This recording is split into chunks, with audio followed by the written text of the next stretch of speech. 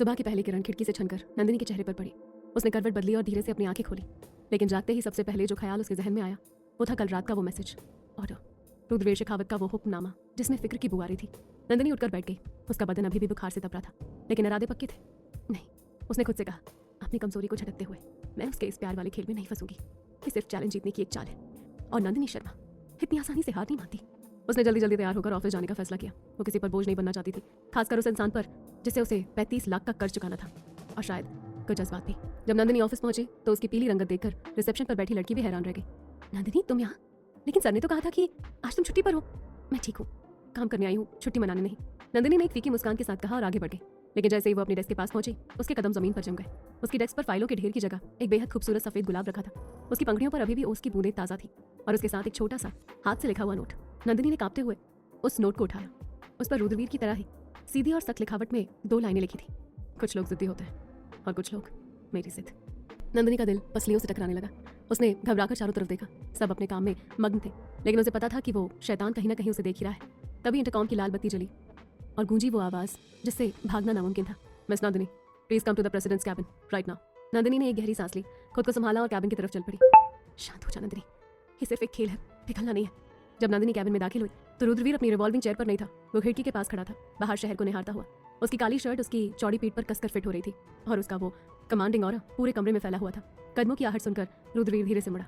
उसकी आंखों में आज वो हमेशा वाली सख्ती या गुस्सा नहीं था, बल्कि कुछ और था। एक अजीब सी नरमी, एक अनकही शिकायत।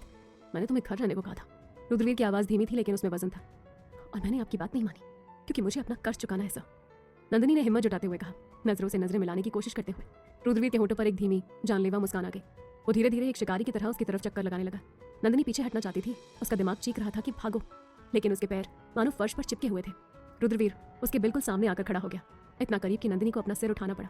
उसने बिना पूछे अपना बड़ा और गर्म हाथ बढ़ाया और नंदिनी के माथे को छुआ। बुखार तो नहीं है? उसने बुदबुदाया। उसका अंगूठा अनजाने से नंदिनी की कनपटी को सहलाने लगा। लेकिन तुम अभी भी कमजोर लग रही हो। नंदिनी को करंट सा लगा। उसने झटके से उसका हाथ हटा दिया। मैं ठीक हूँ, और आप ये क्या कर रहे हैं? क्या कर रहा हूँ? रुद्रवीर ने मासूमियत का नाटक करते हुए पूछा, जैसे उसे पता ही ना हो। ये सब, वो फूल, वो नोट, ये झूठा कंसर्न दिखाना, ये सब आपके उस 3 महीने वाले चैलेंज का हिस्सा है ना? नंदिनी की आवाज में गुस्सा और कंफ्यूजन दोनों था। रुद्रवीर की मुस्कान गायब हो गई। उसने झुककर नंदिनी की आंखों में गहराई से देखा। हाँ, चैलेंज है कि 3 महीने में तुम्हें मुझसे प्यार हो जाएगा, और मैं हारता नहीं हूँ Nandini. I play to win. Nandini की आंखों में नमी आ गई। तो फिर साफ साफ कह दीजिए ना कि ये सब फेक है, ये सिर्फ दिखावा है। मेरे जज्बातों से खेलना बंद कीजिए। रुद्रवीर एक कदम और करीब आ गया।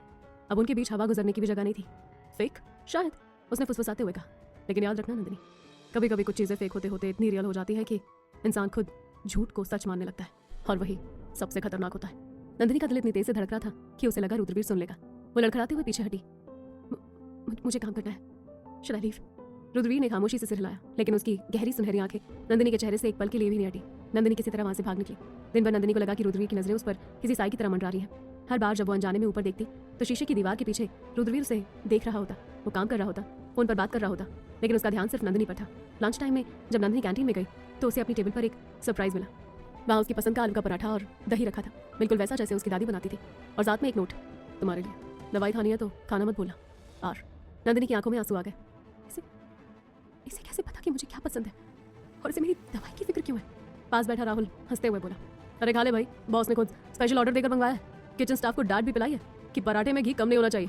नंदिनी ने निवाला मुंह में डाला। खाना बहुत स्वादिष्ट था, लेकिन गले से नीचे उतरना मुश्किल हो रहा था। उसके दिल में एक अजीब सी हलचल हो रही थी। वो इतना बेहतरीन एक्टर है, तभी तो उसके पीछे लड़कियां बहकती रहती हैं। जो भी हो, उस एक निवाले के साथ उसके दिल के किसी कोने में रुद्रवीर के लिए बर्फ पिघलने लगी थी। शाम को जब नंदिनी ऑफिस से निकली तो आसमान काला हो चुका था। देखते ही देखते मूसलाधार बारिश शुरू हो गई। नंदिनी ने अपनी पुरानी स्कूटी की तरफ देखा जो पार्किंग में अकेली खड़ी थी। हे महादेव, बस आज स्टार्ट हो जाए। उसने प्रार्थना की और भागकर स्कूटी के पास गई। वो पूरी भीग चुकी थी। उसने चाबी घुमाई, किक मारी, लेकिन स्कूटी ने जैसे कसम खा ली थी, नहीं प्लीज आज नहीं। नंदिनी रोने ही वाली थी। ठंडी हवा उसकी हड्डियों में चुभ रही थी। तभी एक काली BMW उसके ठीक बगल में आकर रुकी। कांच नीचे हुआ। अंदर से रुद्रवीर की आवाज आई, सख्त लेकिन सुरक्षित, अंदर आ जाओ। नहीं, मैं ठीक हूँ सर, मेरी स्कूटी। अंदर आओ नंदिनी, मैं दोबारा नहीं कहूँगा। रुद्रवीर की आवाज में वही अथॉरिटी थी जिसे टालना नामुमकिन था। नंदिनी ने एक पल सोचा, फिर कांपते हुए गाड़ी का दरवाजा खोला और अंदर बैठ गई। अंदर की दुनिया बाहर से बिल्कुल अलग थी, गर्म, सुकून और रुद्रवीर की महक से भरी हुई। रुद्रवीर ने उसकी तरफ देखा। पानी की बूंदें नंदिनी के बालों से टपककर उसके चेहरे पर आ रही थी। तुम पूरी भीग गई हो, उसने कहा। मैं ठीक हूँ, नंदिनी ने अपने दांत किटकिटाते हुए कहा। रुद्रवीर ने बिना कुछ बोले पीछे से एक साफ टॉवल निकाला और उसकी तरफ बढ़ाया। बाल पोंछ लो, वरना निमोनिया हो जाएगा। नंदिनी ने हिचकिचाते हुए टॉवल लिया। जैसे ही उसने अपने बाल पोंछने शुरू किए, उसे महसूस हुआ कि उसके कंधों पर कुछ भारी और गन रखा गया है। रुद्रवीर ने अपनी लेदर जैकेट उतारकर उसे पहना दी थी। ये आप क्या कर रहे हैं? नंदिनी हड़बड़ा गई। तुम्हें ठंड लग रही है, चुपचाप पहन लो। रुद्रवीर ने ऐसे कहा जैसे ये दुनिया का सबसे आम काम हो। नंदिनी की सांस अटक गई। उस जैकेट में रुद्रवीर की खुशबू थी, एक मास्कुलिन वूडी फ्रेग्रेंस जो सीधे उसके दिमाग पर असर कर रही थी। उसे लगा जैसे रुद्रवीर ने उसे गले लगा लिया हो। गाड़ी चल पड़ी, लेकिन रास्ता नंदिनी के घर का नहीं था। ये हम कहाँ जा रहे हैं? मेरा घर तो उस तरफ है। नंदिनी ने घबराते हुए पूछा। मुझे पता है, लेकिन पहले तुम्हें कुछ गर्म खाना है, रुद्रवीर ने स्टीयरिंग घुमाते हुए कहा। लेकिन सर, नंदिनी हिचकिचाई तो रुद्रवीर ने सख्त लहजे में कहा, नो आर्ग्यूमेंट नंदिनी। थोड़ी देर बाद गाड़ी एक छोटे से लेकिन बेहद कोजी रेस्टोरेंट के बाहर रुकी। बारिश की बूंदें खिड़कियों पर ताल दे रही थी। अंदर का माहौल जादुई था, dim light, soft jazz music और बारिश की आवाज़, एक परफेक्ट रोमांटिक सेटिंग। वो एक कोने की टेबल पर बैठे। नंदिनी अभी भी अपनी उंगलियां मरोड़ रही थी। मुझे यहाँ क्यों लाए हैं? क्योंकि तुमने दोपहर में ठीक से खाना नहीं खाया था। मैंने सीसीटीवी में देखा था, तुम सिर्फ खाने के साथ खेल रही थी। रुद्रवीर ने लापरवाही से कहा, मेन्यू देखते हुए। आप मुझे सीसीटीवी में देख रहे थे? नंदिनी की आंखें फैल गई। हाँ, मुझे अपनी चीज़ों का ख्याल रखना पड़ता है, रुद्रवीर ने एक शरारती मुस्कान के साथ कहा। नंदिनी का दिल एक पल के लिए रुक गया। मैं आपकी चीज़ नहीं हूँ। फिलहाल तो 33 लाख का कर्ज याद है ना? रुद्रवीर ने कहा, लेकिन इस बार उसकी आवाज़ में धमकी नहीं, एक प्लेफुल टोन था। वेटर खाना ले आया। नंदिनी फिर हैरान थी। उसकी पसंद का गर्मा गर्म सूप और पास्ता। आपको कैसे पता? रुद्रवीर ने अपनी वाइन का घूंट भरा और उसकी आंखों में झांक कर कहा, मुझे बहुत कुछ पता है तुम्हारे बारे में नंदिनी। तुम्हें गर्म चाय पसंद है, तुम्हारा फेवरेट कलर येलो है, तुम्हें बारिश बहुत पसंद है लेकिन भीगना नहीं, और तुम जब नर्वस होती हो तो अपने बालों की लट को कान के पीछे करती हो। नंदिनी का हाथ अपने आप अपने बालों की तरफ गया जो वो अभी कर रही थी। वो सन्न रह गई। आप ये सब कैसे? मैंने कहा था ना, जब मैं कुछ पाना चाहता हूँ उसके बारे में सब कुछ जानता हूँ। रुद्रवीर की आवाज़ अब गहरी और नशीली हो गई थी। नंदिनी का गला सूख गया। वो कुछ कहना चाहती थी लेकिन शब्द खो गए थे।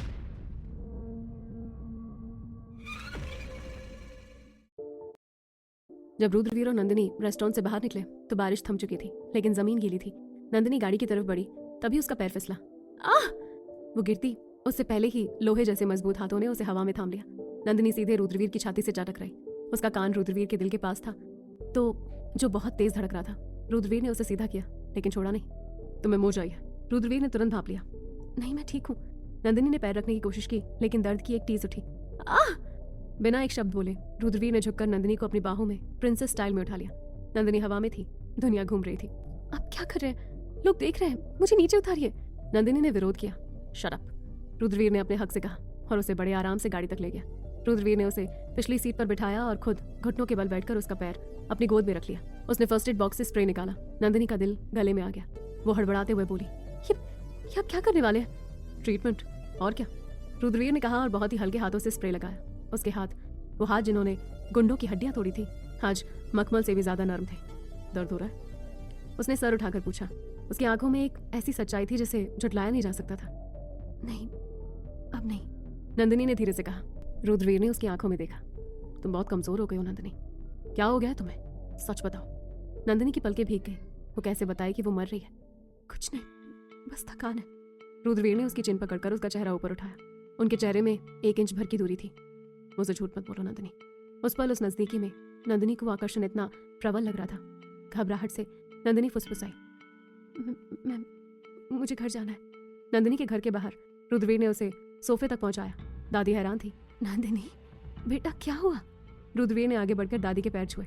नमस्ते दादी जी, ऐसे छोटी सी चोट लगी है, फिक्र की कोई बात नहीं है। दादी गदगद हो गई।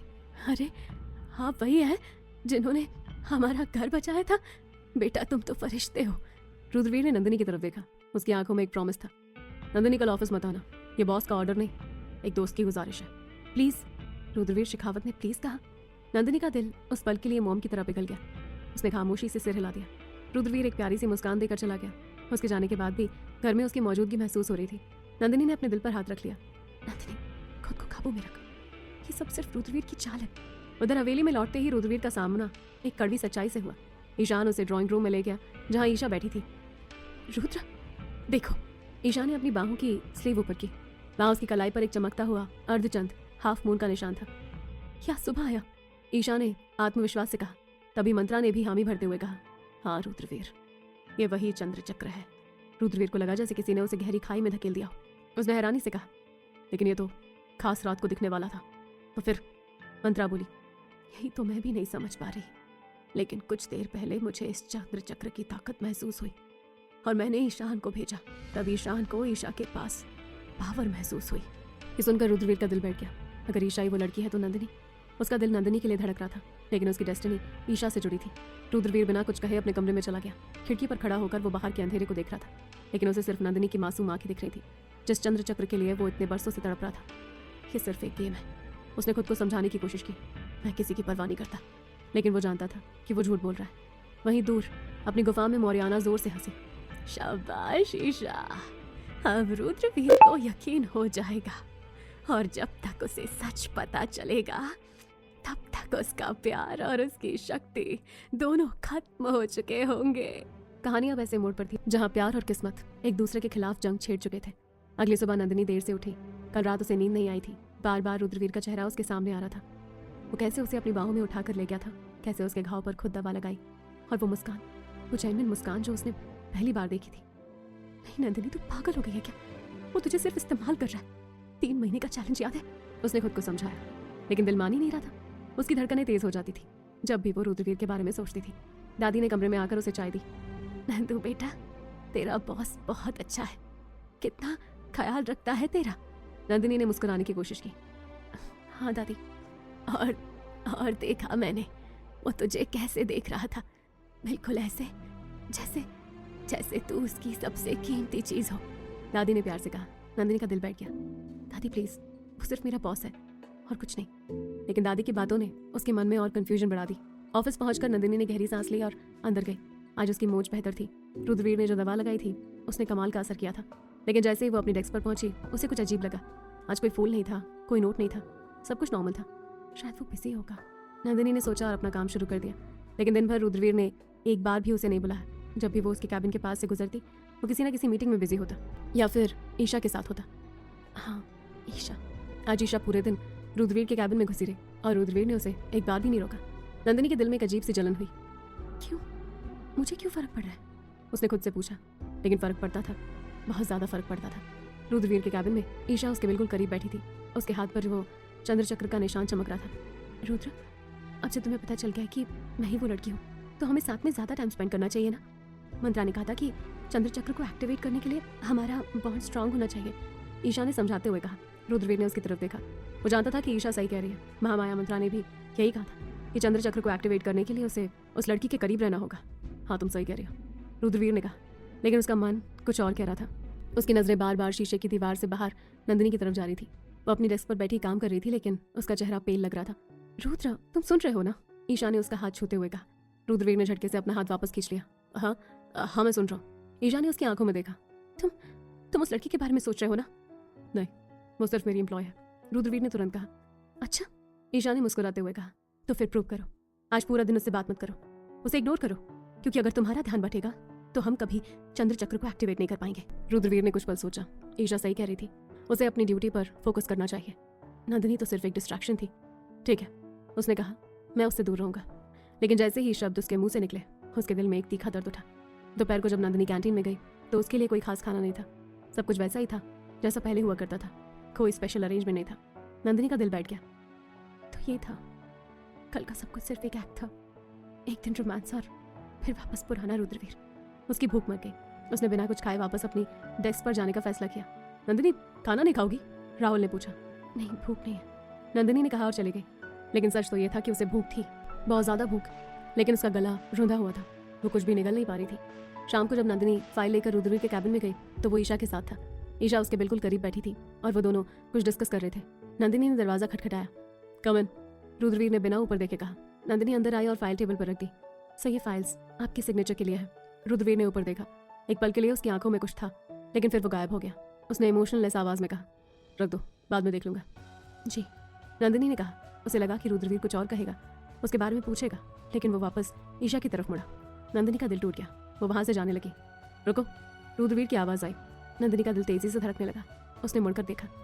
जी सर, कल तुमने जो फाइल भेजी थी उसमें कुछ मिस्टेक्स थी, अगली बार ध्यान से काम करना, रुद्रवीर ने ठंडे स्वर में कहा। नंदिनी को जैसे किसी ने थप्पड़ मार दिया। कल तक जो इंसान उसकी इतनी फिक्र कर रहा था, आज वो इतना कोल्ड था। सॉरी सर, मैं ध्यान रखूंगी, नंदिनी ने धीरे से कहा। और आज ओवर टाइम करना होगा, बहुत सारा पेंडिंग वर्क है, रुद्रवीर ने ऐड किया। उसकी आवाज़ में कोई सिंपैथी नहीं थी। नंदिनी ने सिर हिलाया और बाहर निकल गई। जैसे ही दरवाज़ा बंद हुआ, उसकी आंखों में आंसू आ गए। मैं क्यों रो रही हो? मुझे क्या फर्क पड़ता है? लेकिन फर्क पड़ता था।